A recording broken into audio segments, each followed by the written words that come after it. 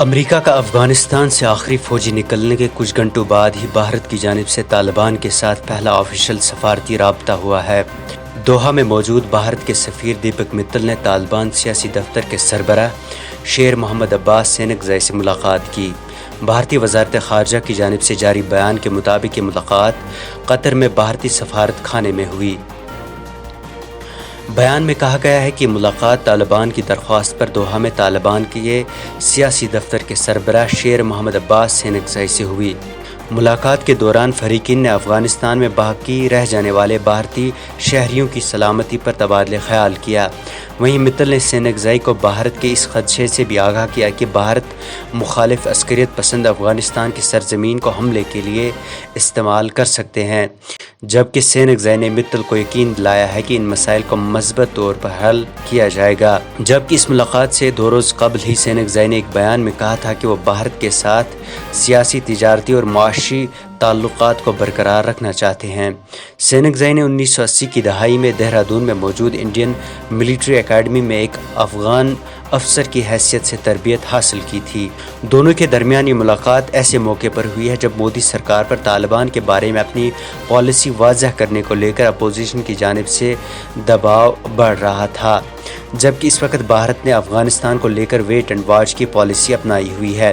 اس ملاقات کے بعد ہی حقانی نیٹ ورک کے سربراہ انس حقانی نے ایک نیوز چینل کو دیے گئے انٹرویو میں بتایا کہ ہم بھارت کے ساتھ اچھے تعلقات چاہتے ہیں، ہم نہیں چاہتے کہ ہمارے بارے میں کوئی غلط سوچے۔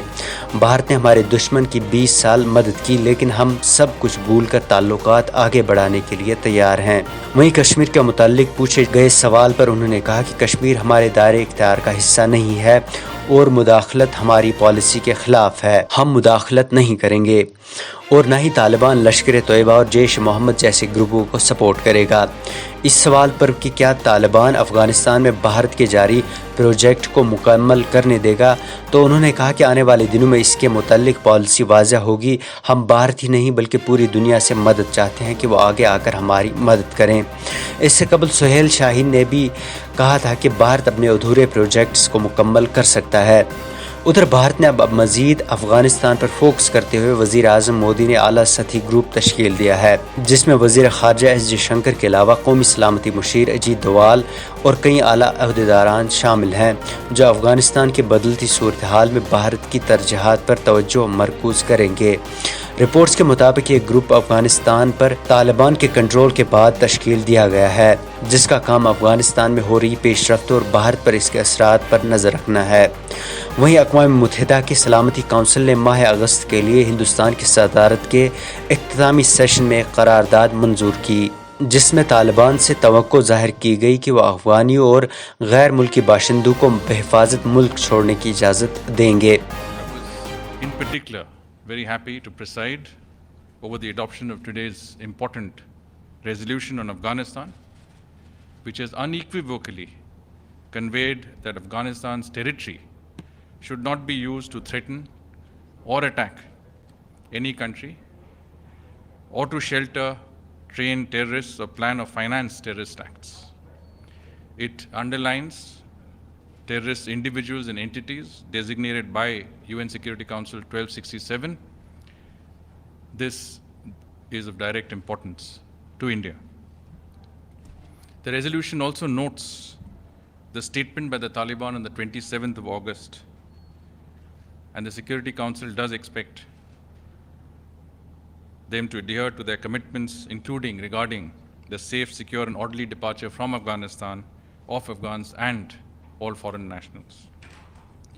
The resolution also recognizes the importance of upholding human rights, especially of Afghan women, children and minorities, as well as to inclusive negotiated settlement and to humanitarian assistance to Afghanistan.